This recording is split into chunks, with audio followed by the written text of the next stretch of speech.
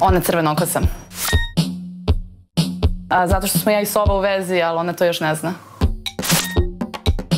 Upoznali smo se u maju ove godine na Instagramu. Da li crvenokosa priča o brendu ili o frendu?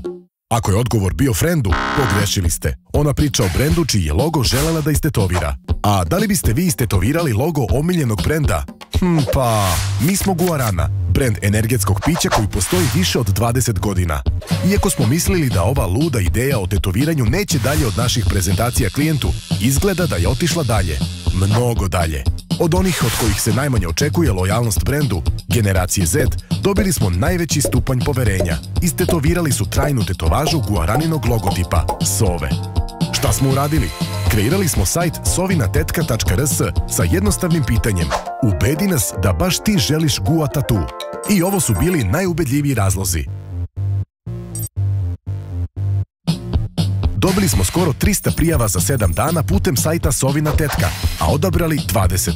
Sredili smo prostor za tetoviranje. Pronašli Sanju, tatu majstoricu, i pozvali one koji su najviše želeli tetovažu.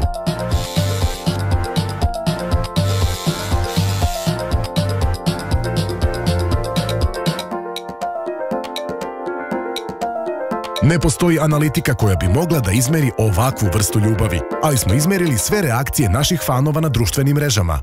Video sadržaji koji su pratili kampanju imaju preko 70.000 pregleda, dok je najuspešniji post u nizu imao reach više od 125.000, a tokom samo 7 dana trajanja kampanje na Facebooku i Instagramu ostvaren je engagement od preko 9.000 angažovanih pratilaca. Znaš, kad dođeš do one granice da više nema dalje, razumeš, onda popiješ jednu guranicu onako i onda vidiš da ima još dalje.